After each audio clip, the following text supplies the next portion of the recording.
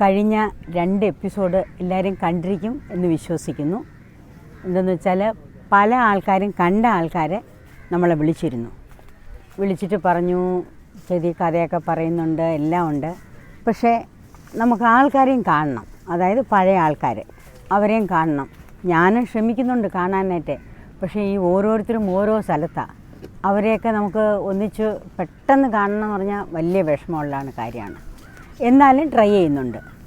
അങ്ങനെ ഒരുപാട് പേരെ നമ്മൾ കോൺടാക്റ്റ് ചെയ്യുന്നുണ്ട്. നേരത്തെ വിളിച്ച് പറയണം, അങ്ങനെയൊക്കെ ആണെങ്കിലേ നമുക്ക് കാണാൻ പറ്റുള്ളൂ. അങ്ങനെ ഒരുപാട് പേരെ കാണാൻ ശ്രമിക്കുന്നുണ്ട്, കണ്ടിട്ടുണ്ട്. അതൊക്കെ ഓരോരോ എപ്പിസോഡായിട്ട് അവരെ കാണാനുള്ള സൗകര്യമൊക്കെ നമ്മൾ ചെയ്തിട്ടുണ്ട്. ഇപ്പോൾ നമുക്ക് ആദ്യമായിട്ട് ആരെ കാണാമെന്ന് ഞാൻ ആലോചിച്ചപ്പം എന്തായിരുന്നാലും ഒരു സ്ത്രീയെ വേണ്ടേ ആദ്യം കാണാൻ. ഈ വേഷത്തിൽ പോകാനൊക്കില്ല. ഏതായിരുന്നാലും ഇതൊരു അത്ര നല്ല വേഷമല്ലല്ലോ. ഞാൻ വേഷമൊന്ന് മാറിയിട്ട് വരാം.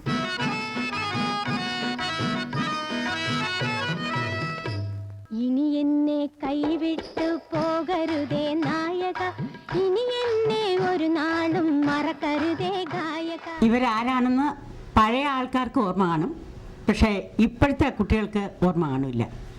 കുമാരി തങ്കം അന്നത്തെ കാലത്തിൽ മലയാള പടങ്ങളിൽ ഹീറോയിനായിട്ട് അഭിനയിച്ചിട്ടുണ്ട്.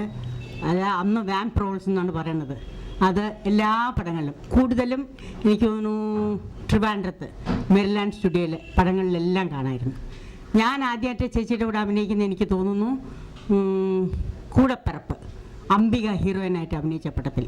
അതിലാണ്. നമുക്ക് ചേച്ചിയുടെ തന്നെ ചോദിക്കാം, ചേച്ചി അഭിനയിച്ച പടത്തിൻ്റെ പേര് പറയാൻ. ചേച്ചി പറയണം. ചേച്ചി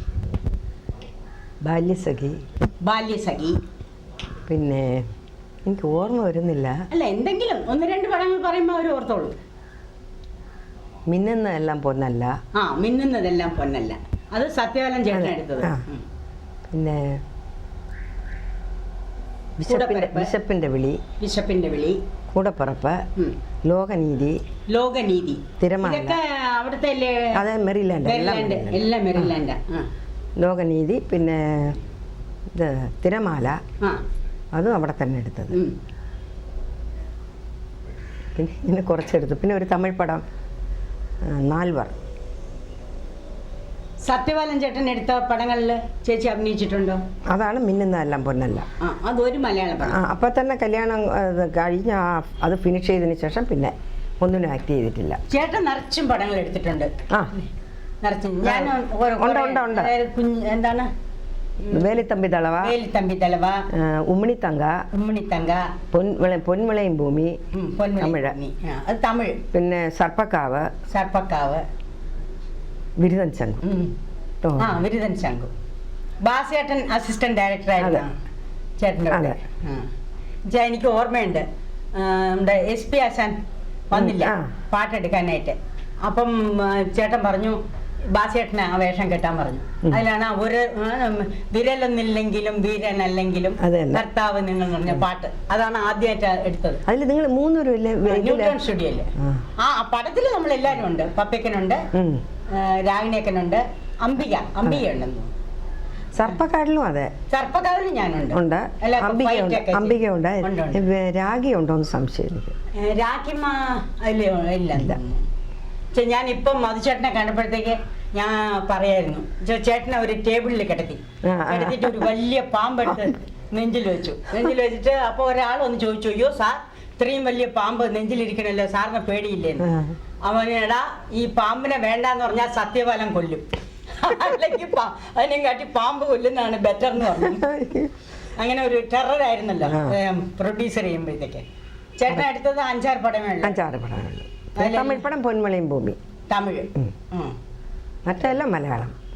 ഇതെല്ലാം എന്തോന്നാ, ബിരുദൻ ശങ്കു. പിന്നെ കല്യാണത്തിന് ശേഷം ചേച്ചി ഇല്ല, അഭിനയിച്ചിട്ട്. എത്ര വർഷമായിരിക്കും ചേച്ചി? പറയാൻ 74-ലാണ് അദ്ദേഹം മരിച്ചത്. അല്ല, പടം എടുക്കാൻ തുടങ്ങിയത് കല്യാണത്തിന് ആ സമയത്ത് തന്നെ ആലോചന നടന്നുകൊണ്ടിരുന്നപ്പോൾ തന്നെ എടുക്കാൻ തുടങ്ങി. അപ്പോഴേ എടുത്തോണ്ടിരുന്നു. അപ്പോഴാണ് ആ പടം മിന്നുന്നതെല്ലാം പൊന്നല്ലേ പൊന്നല്ല. അത് പാതിയാകുമ്പോഴേ കല്യാണമായി. പിന്നെ അത് മാത്രം തീർത്തു. ചേച്ചിയുടെ ബ്രദറിന്റെ മകളല്ലേ ശ്രീലത? അതെ. അവിടെ വെച്ച് നമ്മൾ എല്ലാവരും മീറ്റ് ചെയ്തിട്ടുണ്ട്. എല്ലാം ഉണ്ട്. അപ്പം അങ്ങനെയാണ് ശ്രീലതയെ പരിചയം. അതെ, അങ്ങനെയാണ് വന്നത്. അവൾക്ക് പാട്ടിന് വേണ്ടി വന്നപ്പം ഞാൻ അസോസിയേറ്റ് അവിടെ പറഞ്ഞു പാട്ടിന്. അവൾ ഏതോ രണ്ട് പാട്ടും കൊടുത്തു എന്ന് തോന്നുന്നു. അപ്പം ആക്ടിങ്ങിനും ഇപ്പം നന്നായിട്ട് പാടുന്നുണ്ട്, വളരെ നന്നായിട്ട് പാടുന്നുണ്ട്. ഗുരുവായൂർ അമ്മയും പാടും, ചേച്ചി നന്നായിട്ട് പാടും. അതെയോ? അവളുടെ അമ്മ ഞാൻ കേട്ടു, അത് പറഞ്ഞു. അവൾ ഇന്ന ദിവസം ഇന്നടത്തുണ്ട്, പിന്നെ അപ്പച്ചി കാണാനൊക്കെ ഒന്ന് കാണണമെന്ന് പറഞ്ഞു. എന്തായിരുന്നാലും ചേച്ചി ഇപ്പൊ കണ്ടതിൽ വളരെ സന്തോഷം. എന്താന്ന് വെച്ചാല് ഇത് ഒരു 75 years മലയാളം ഫിലിം അതാണ്. അപ്പൊ പഴയ ആൾക്കാരെല്ലാം പലരും കണ്ടിരിക്കില്ലോ അല്ലേ. ഇപ്പൊ സത്യത്തിൽ എനിക്ക് ചേച്ചി അറിഞ്ഞുണ്ടെങ്കില് ചേച്ചി ആരും കാണാൻ പോകുന്നില്ല. പിള്ളേരൊക്കെ ചിലപ്പോൾ ചോദിക്കും, ഒരു പടമെങ്കിലും ഇട്ട് കാണുന്നില്ലല്ലോ മതിൽ. ഞാൻ പറഞ്ഞു അതൊക്കെ പഴയതായിപ്പോയി, അതുകൊണ്ടാണ് ഇടാത്തത്. അല്ല, ചേച്ചി പഴയതായില്ല, ഞാനും പഴയത് തന്നെ. കണ്ടതിൽ വലിയ സന്തോഷമുണ്ട് ചേച്ചി. ഒരു ദിവസം വാ, ഉച്ചയ്ക്ക് ഊണൊക്കെ കഴിച്ചിട്ട് പോവാം.